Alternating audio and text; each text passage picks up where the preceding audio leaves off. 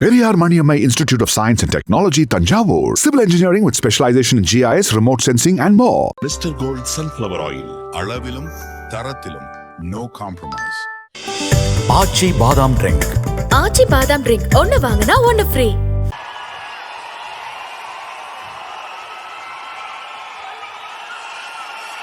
இப்ப நான் ஆரம்பிக்கலாமா?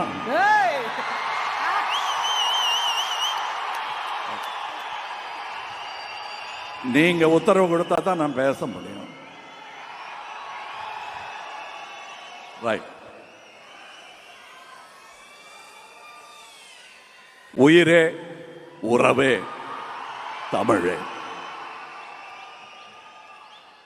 இது அரசியலுக்கு போனதும் உங்களுக்கு கிடைச்ச எல்லாரும் தலைவர்கள்லாம் சொல்கிற மாதிரி ஒன்று சொல்லணும் அப்படிங்கிறதுக்காக நீங்கள் இதை காயின் பண்ணீங்களான்னு கேட்டாங்க. இல்லை, நான் என் தமிழகத்தை பற்றி, என் தமிழ் சினிமாவை பற்றி, என் தமிழை பற்றி பேசிகிட்டு இருக்கேன். இது அரசியல் சார்ந்தது அல்ல, இது என்னை சார்ந்தது, நம்மை சார்ந்தது. உயிரே உறவே தமிழே.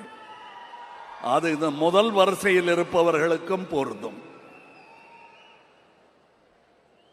நான் வழக்கமாக கருப்பு கண்ணாடி போட்டுட்டு வரமாட்டேன். ஏன்னா இங்கே இருட்டில் தடிக்க விழுந்துடக்கூடாதுங்கிற பயம் ஒன்று இருக்கும்.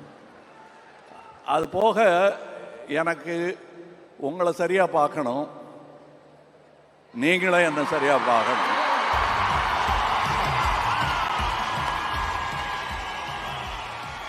ஆனால் ஏன் இதை போட்டிருக்கேன்னா, மறுபடி வித் யுவர் பெர்மிஷன் போட்டுக்கிறேன்.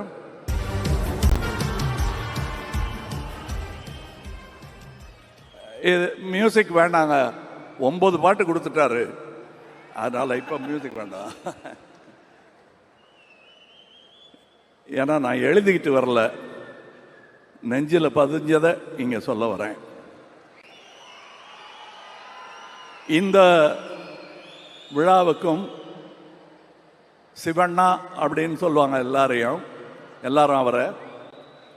நானும் அப்படியே சொல்கிறேன், ஆனால் நான் அவருக்கு சித்தப்பா. இருந்தாலும் பேர் சிவண்ணா, அதனால அண்ணான்னு கூப்பிடுறேன். இந்த அன்புக்கு நான் எப்படி அடிபடையாமல் இருக்க முடியும்? உங்கள் பிரதிநிதியாக அங்கிருந்து கன்னடத்து சூப்பர் ஸ்டார் இங்கே வந்திருக்காரு. அவர் தன்னை அப்படி அடையாளம் காட்டிக்கொள்ளவில்லை. என் மகனாக, என் ரசிகனாக இங்கே வந்திருக்கிறார், உங்கள் பிரதிநிதியாக.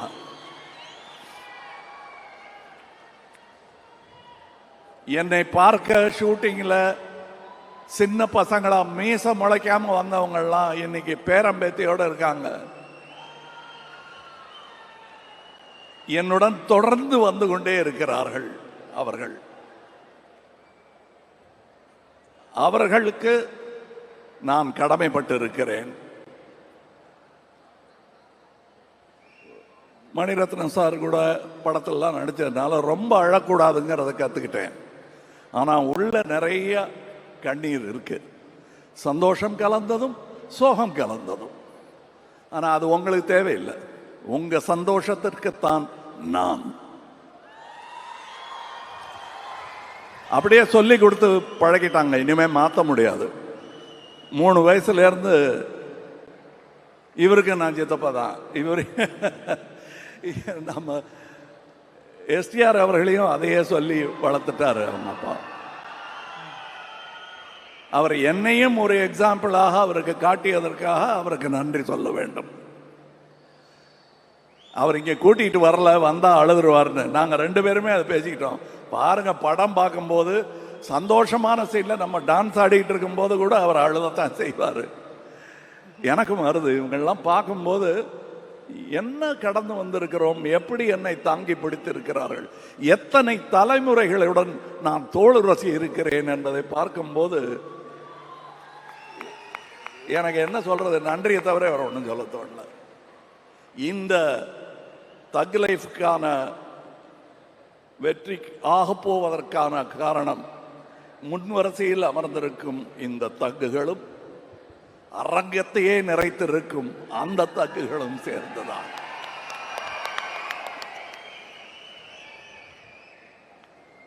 நான் சினிமாவின் தீவிர ரசிகன்.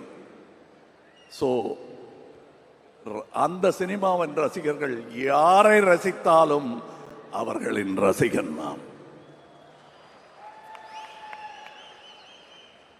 சரி, இப்ப எங்கிருந்து ஆரம்பிக்கணும்? விழாவின் நாயகன் ரஹ்மான் அவர்கள் என்பதனால் அங்கிருந்து ஆரம்பிக்கிறேன்.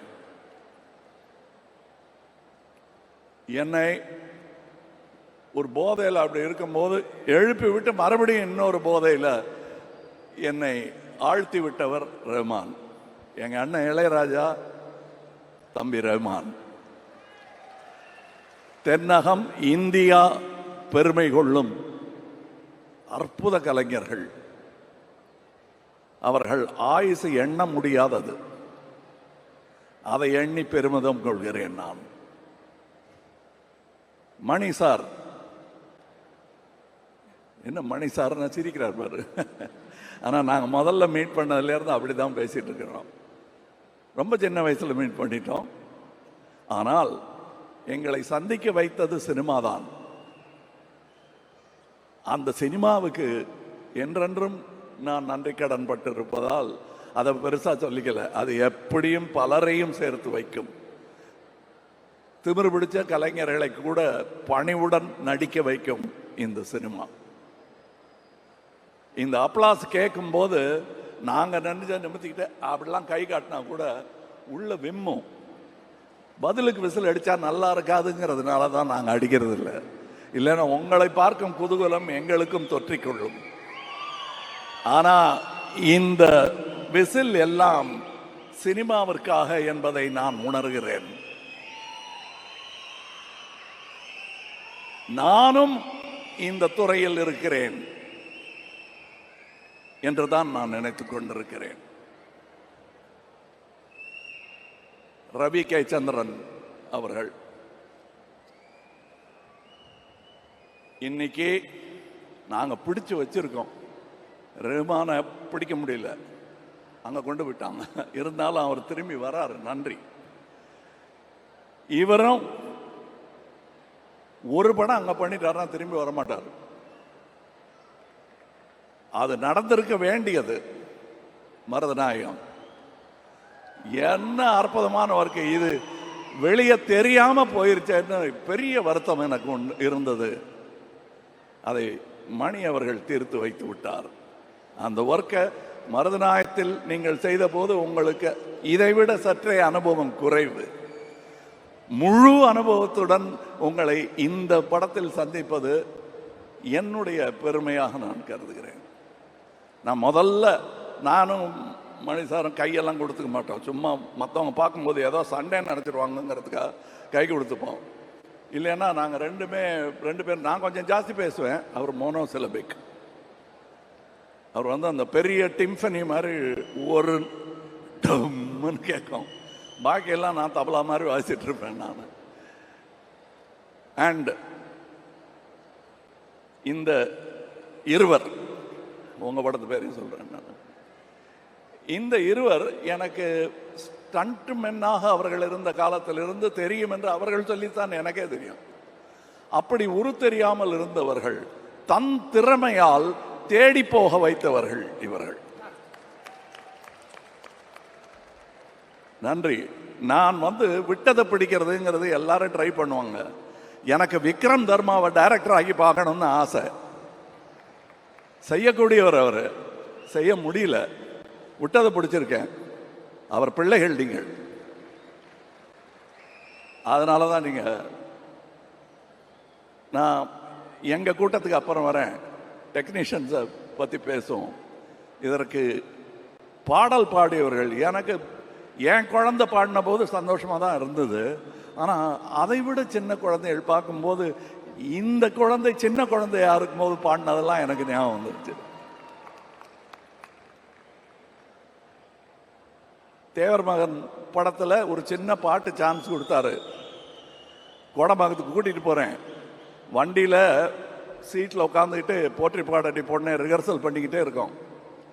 அப்புறம் பின்னாடி உட்காந்துருந்தவங்களாம் எப்பா ஸ்டூடியோவுக்கு போய் பாடிக்கலாம், இல்லைன்னா பாடவே முடியாது, எதுக்கு வண்டி வருது, கொஞ்சம் நிறுத்துங்க, ரிஹர்சல் அங்கே போய் பண்ணிக்கலாம், அவர் பார்த்துக்குவார் அப்படின்னு சொன்ன அந்த குழந்தை கணீர் என்ற குரலில் ரஹ்மான் இசையில் என்று பாடிக்கொண்டிருப்பது தந்தையாக எனக்கு பெருமை. நான் உதிர்த்த உயிர், அதை பார்க்கும்போது எனக்கு உள்ளம் நெகிழாமல் இருக்காது. இன்னொரு பொண்ணு இங்கே உட்காந்துருக்கு, ஹாசினி. எத்தனை பேருக்கு நான் சித்தப்பா பாருங்க.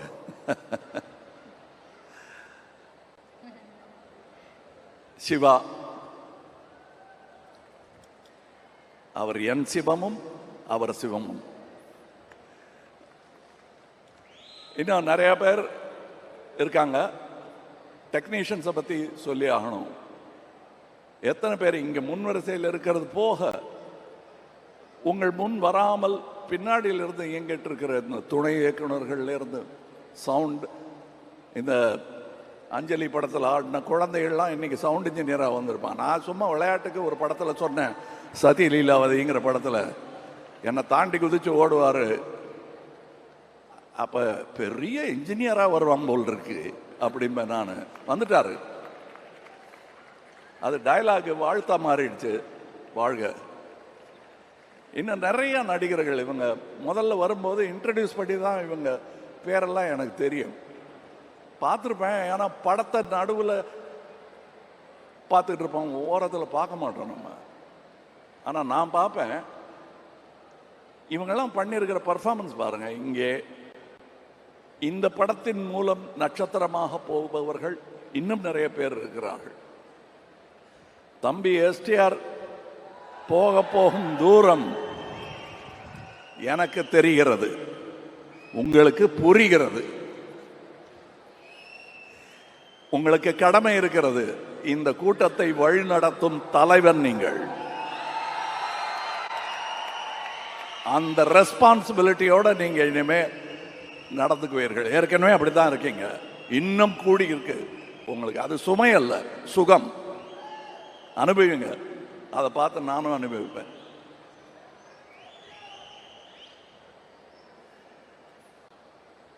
த்ரிஷா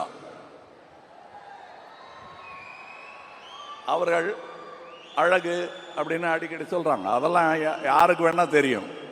ஆனா கிட்ட நெருங்கி போனாதான் உள்ள எவ்வளவு அழகா இருக்காங்க அவங்க. அதுவும் அந்த ஹேர் ஸ்டைலுக்குள்ளெல்லாம் ஒரு அழகு இருக்கு, தலைக்குள்ள.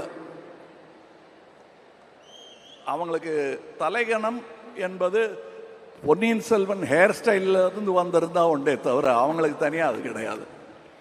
அது எனக்கு அவங்களிடம் ரொம்ப பிடிக்கும். அவர்கள் இரும்பு மாதிரி இருக்கும் பார்க்கும்போது, ஆனால் உருக்கிடலாம், உருவாக்கிடலாம். அதை பண்ணியிருக்காரு மணி சார் இதில். அண்ட் ஜீவா என்பது இப்பொழுது அபிராமி அவர்கள் எடுத்திருக்கும் அவதாரம். அபிராமி என்பதே ஒரு அவதாரம் தான். குணா படம் பார்த்துட்டு ரசிகையாக மாறி தன் பெயரை மாற்றிக்கொண்டார். நன்றி. அவங்க இந்த படத்தில் பண்ணியிருக்கிற பர்ஃபார்மன்ஸை டப்பிங் போது நான் பார்த்துட்டு ஏன் டைலாக் விட்டுருவேன் நான். அது நான் விரும்மாண்டிலேயே நடந்திருக்கு. அதில் நான் டைரக்டருங்கிறதுனால ரொம்ப பராக்கு பார்க்க முடியாது. அதனால் நான் ரஷ் பார்க்கும்போது தான் அங்கே ஆவிட தட்டி தட்டி சொல்லுவேன், என்ன பண்ணியிருக்காங்கன்னு ஒருமையில் தான் பேசுவேன். சந்தோஷத்தில் அப்படி வந்துடும் ரசிகனுக்கு. அற்புதமான நடிகை. வெல்கம் பேக்னு சொன்னாங்கல்ல, you left, we never left you. Ashok Selvan, நான் நாசர்கிட்ட சொல்லிட்டு இருந்தேன், அவர் நெகிழ்ந்துட்டார் இவரை பாராட்டும் போது. எனக்கு நாசரை பார்த்த மாதிரி இருக்கு இவரை பார்க்கும்போது. நான் அதே போலீஸ் வேஷம் இருக்கு. நாசர் அந்த பில்டிங்கில் நடந்து வருவார். கண்டிப்பாக அப்போ பார்த்த உடனே தெரியும் யார் இந்த பையன்னு கேட்பாங்க எல்லாரும். அந்த பையன் தான் இங்கே இருக்கார். இன்னும் அப்படியே பையனாக தான் இருக்கார். இதெல்லாம் மேக்கப்பு, வெள்ளை டை போட்டுக்கிட்டு வந்திருக்காரு. அப்படி தான் எனக்கு தோணுது. இங்கே உதவி இயக்குனரை நடிகையாக்கி இருக்கிறார். நட்சத்திரமாவதற்கான எல்லா வாய்ப்புகளும் இருக்கிறது சஞ்சனா. அப்புறம் வேற என்ன, யார் நிறைய பேர் இருக்காங்க கலைஞர்கள். இதில் நான் விட்டுறக்கூடாது, அதே நேரத்தில் நான் போர் அடிக்கவும் கூடாது உங்களை. இதில் அடிங்கிறாங்க, நான் அடிச்சிடுவேன் அப்புறம்.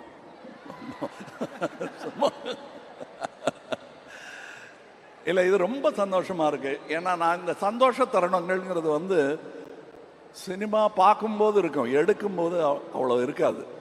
அதுவும் நான் 200 சொச்சம் சினிமாக்கள் நடிச்சிருக்கேன். அதில் நான் படம் எடுக்க வரும்போது எனக்கு ஏற்பட்ட கஷ்டங்கள் நிறையா. அந்த கண்ணீர் ஓடையை தாண்டி தாண்டி தான் நான் வந்துட்டு இருக்கணும். அதெல்லாம் நான் மனசில் வச்சுக்கல. ஏன் தெரியுமா? அந்த வன்மங்கள் எல்லாம் எனக்கு கேட்காமல் உங்கள் ஆரவாரம் என்னை தூக்கிவிட்டது, கண்ணீர் துடைத்து விட்டது என்பதுதான் உண்மை. அதுவும் என்ன மாதிரி ரசிகர்கள், என் கூடவே இருந்தவங்க, எனக்கு இவர் ரசிகர் என்றே தெரியாதவர்கள். அசோக் செல்வன் சொன்னார் இல்லையா, எல்டான்ஸ் ரோட் வாசல் நின்ன கூட்டத்தில் நானும் நின்னேன்னு. நான் அவர்களுக்கெல்லாம் எப்படி நன்றி சொல்லுது? அதுக்கு தான் அரசியலுக்கு வந்தேன். புரியுதா உங்களுக்கு? நான் சீஃப் மினிஸ்டர் ஆகிறதுக்காக வரல. எம்எல்ஏ எம்பி எல்லாம் எனக்கு புரியாது. ஆனால் 40 வருஷமா ஒரு எம்எல்ஏ ஒரு தொகுதியில் என்ன பண்ண வேண்டுமோ அதை நாங்கள் தமிழகத்துக்கு மெதுவாக பண்ணிட்டு இருக்கோம். ஏன்னா நாங்கள் தனி மனிதர்கள். இங்கே இருந்து என் கூட உழைத்த தம்பிகள் எல்லாம் இன்று பெரியவர்களாக, பெரிய மனிதர்களாக சமுதாயத்தில் நடந்து கொண்டிருப்பது எனக்கு பெருமை. உங்கள் தம்பிகளும் அப்படி நடக்க வேண்டும், நடக்க வைக்க வேண்டும். எஸ்டிஆர்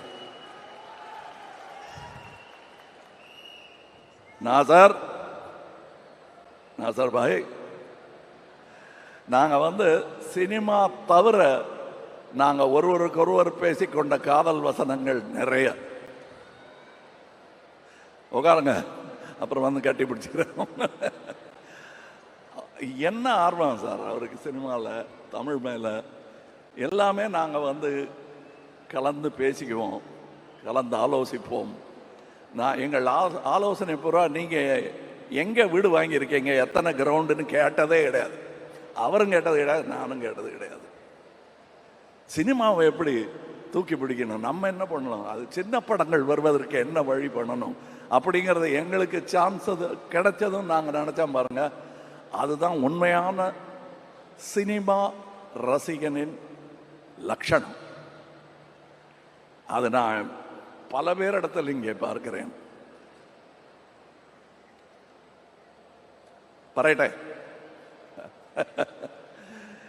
இந்த ஜோஜு யாருன்னு எனக்கு தெரியாது. நான் திடீர்னு எல்லா படத்தையும் பார்த்துட்டு இருப்பேன். இந்த ரெட்டைன்னு ஒரு படம்னு, ரெட்டா, உங்களுக்கு ரெட்டைன்னு சொன்னாதான் தெரியும். ரெட்டா, அதாவது நான் வந்து கிட்டத்தட்ட 30 சொச்சம் டபுள் ரோல் பண்ணியிருப்பேன். ஒன்று மூக்கு வச்சுப்பேன், காது வச்சுப்பேன்.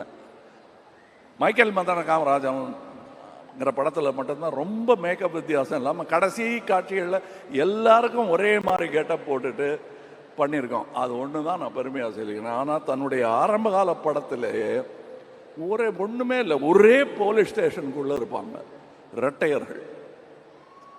தனியாக தெரியும், இது அந்த சகோதரன், இது இந்த சகோதரன். எனக்கு இவங்க 2 பேரை பார்த்தா யார் அன்பு யார் அறிவுன்னு இன்னி வரலும் கேட்டுட்டு இருப்பேன். அவங்களும் அது சொல்லவே மாட்டாங்க, பதிலே சொல்ல மாட்டாங்க. யார் அன்புன்னு நீங்களே கண்டுபிடிச்சிக்கங்க சார். அந்த வேற மாதிரி இருக்காரு, அது வேற ஒரே மாதிரி ட்ரெஸ்ஸு போட்டுக்கிட்டு வருவாங்க. நான் அன்பு கிட்ட அறிவுன்னு பேசிட்டு இருப்பேன், அறிவு கிட்ட அன்புன்னு பேசிட்டு இருப்பேன். 2மே எனக்கு பிடிச்ச வார்த்தைகள் தான்ங்கிறதுனால அவங்க கோச்சிக்க மாட்டாங்க தப்பா பேர் சொன்னா. ஜோஜு, நீங்க வந்து நான் பொறாமைப்படும் நடிகர்களில் ஒருவர்.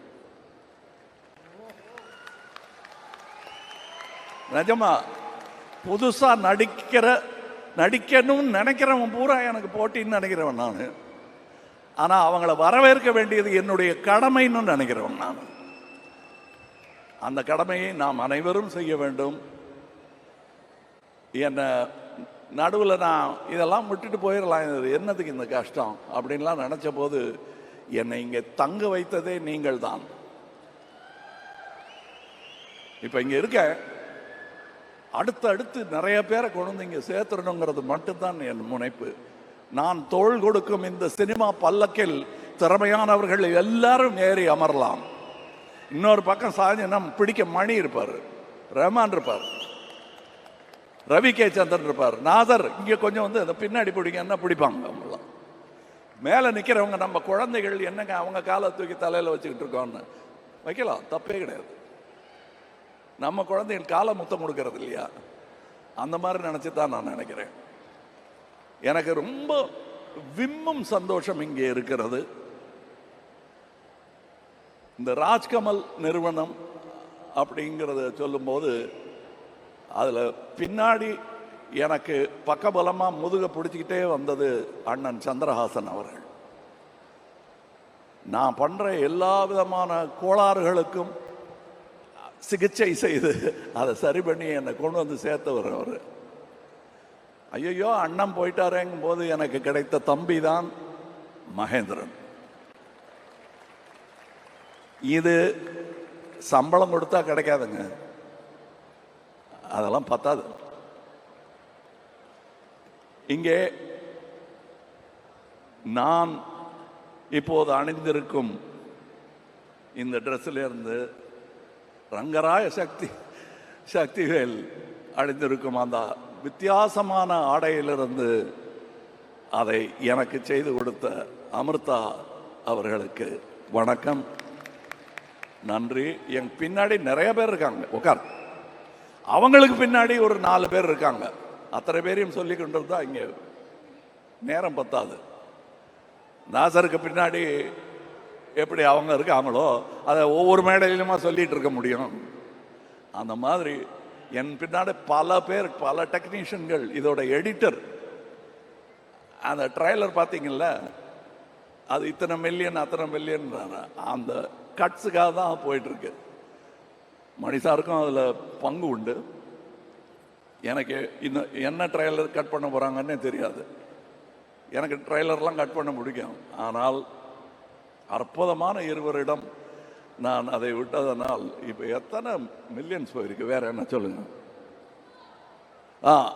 அலி ஆப் ஹே யா? Okay okay, sorry welcome.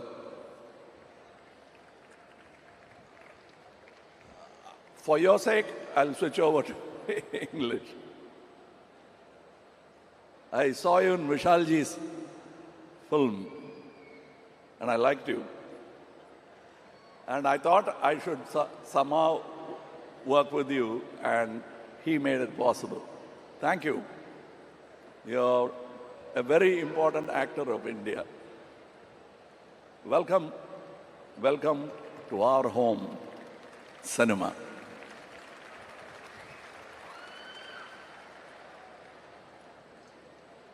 அவர் வரலையா?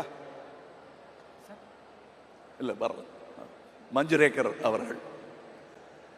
அவர் மும்பை எக்ஸ்பிரஸ்லேயே எங்கூட நடிச்சிருக்க வேண்டியவர், அமையலை. பட் இதில் அமைஞ்சிருக்க சும்மா அப்படியே பார்க்கும்போது கொலை நடங்கும் ஒரு கண். அது சாவாலையும் அதே மாதிரி அவர் பிரமாதம் பண்ணியிருப்பார். நான் இன்னும் இவங்க பண்ண பர்ஃபார்மன்ஸை பற்றிலாம் சொல்லலை, ஏன்னா that will be a spoiler.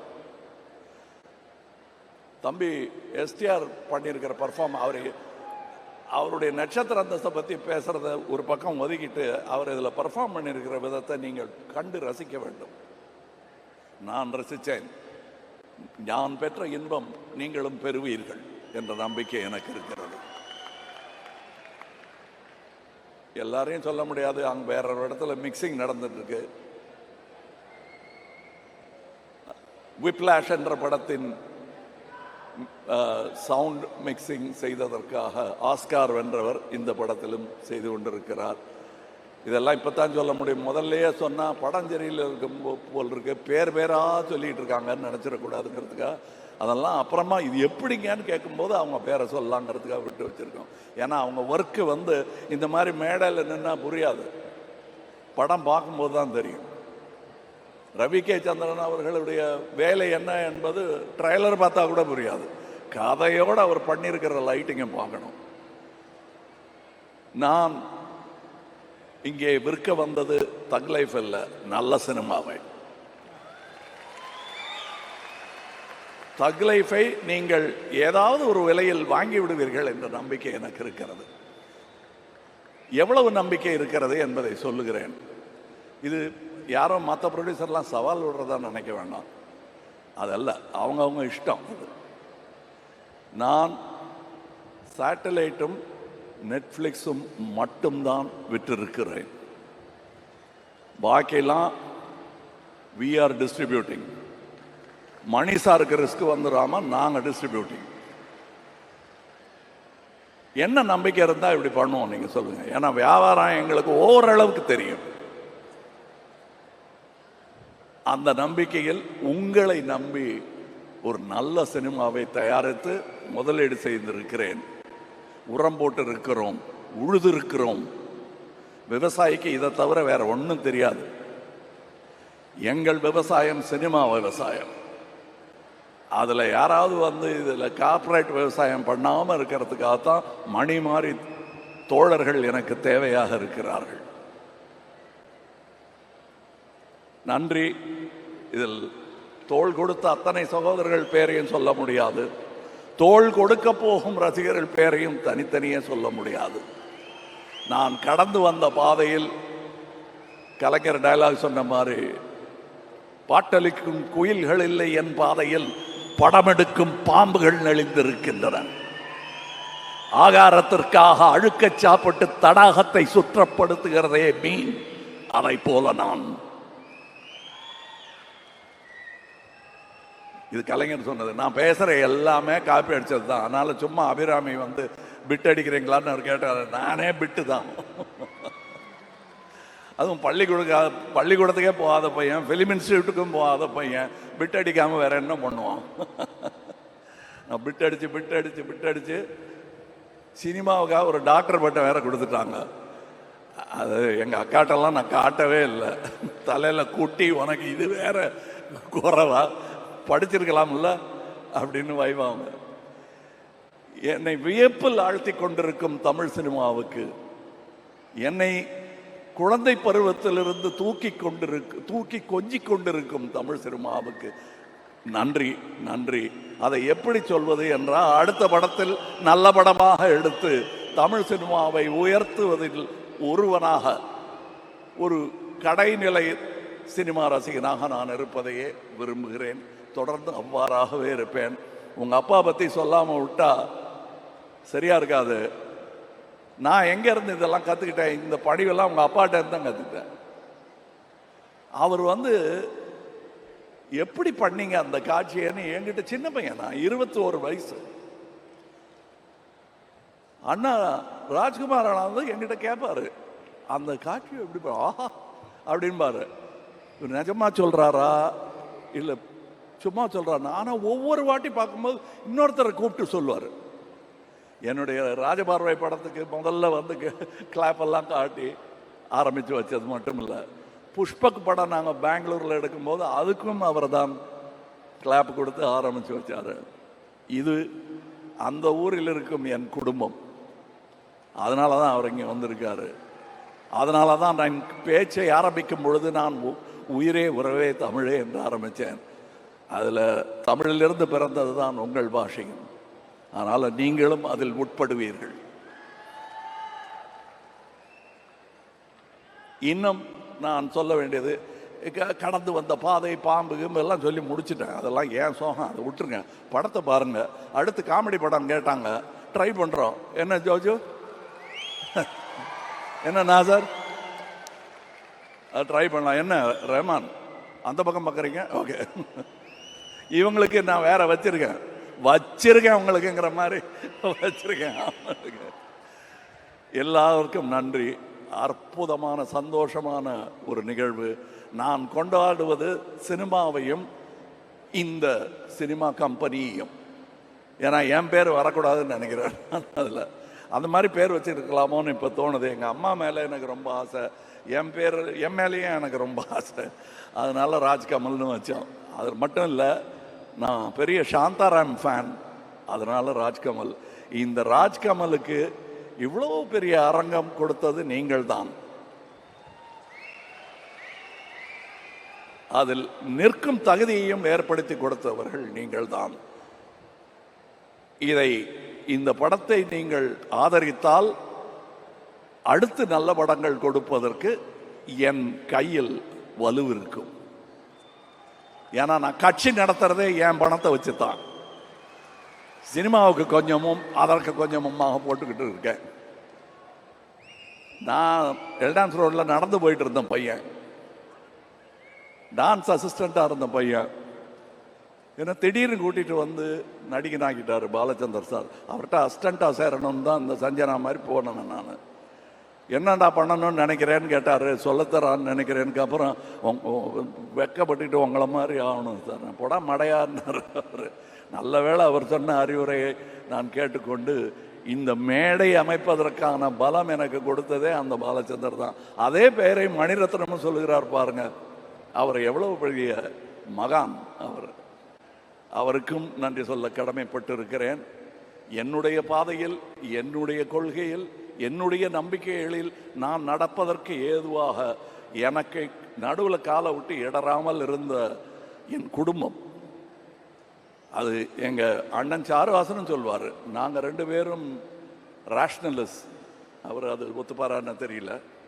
நான் பகுத்தறிவாளன், அவரும் அதுவாகத்தான் இருக்கிறான் என்று நினைக்கிறேன். இந்த சூழலில் நான் வேறு எப்படியும் வந்திருக்க முடியாது. எனக்கு கிடைத்த வாத்தியார்களின் பட்டியல் ஏற்கனவே பல முறை சொல்லி இருக்கிறேன். உங்களுக்கு மனப்பாடமாகும் வரை அதை சொல்லிக் கொண்டிருப்பேன் நான். நன்றி. அடுத்த பட அறிவிப்பு, அது என்ன மாதிரி படம் என்பதையெல்லாம் நீங்களும் தக் லைஃபும் வெற்றியும் தான் முடிவு செய்ய வேண்டும். நன்றி, வணக்கம் sir. Thank you sir, thank you sir. Sir love you sir. Sir நீங்கள் எங்களுக்கு நிறைய கொடுத்துட்டீங்க, எவ்வளோ விஷயங்கள் கொடுத்துருக்கீங்க. இந்திய சினிமாவை தலை தூக்கி நடக்க வச்சுருக்கீங்க, ரசிகர்களை நெஞ்சு நிமித்தி நடக்க வச்சுருக்கீங்க. நாங்கள் எங்களால் முடிஞ்ச ஒன்று இப்போ உங்களுக்கு கொடுக்கணும்னு ஆசைப்பட்றோம். நீங்கள் அந்த சென்டரில் நிற்கணும் சார். நாங்கள் எல்லாரும் எந்திரிச்சு நின்று எங்கள் கைத்தட்டல் மட்டும் உங்களுக்கு கொடுக்கணும்னு ஆசைப்பட்றோம் சார். இல்லை உக்காந்துக்கிட்டே தட்டுங்க, எனக்கு எல்லாரையும் பார்க்கணும். ஒரு பெரிய கைத்தட்டல். இத்தனை வருஷமா தேங்க்யூ சினிமாவை இங்கேயும் சுமந்து நம்ம கரமும் சேர்த்து நடக்க வச்சதற்கு விண்வெளி நாயகன் கமல்ஹாசன் சார் அவர்களுக்கு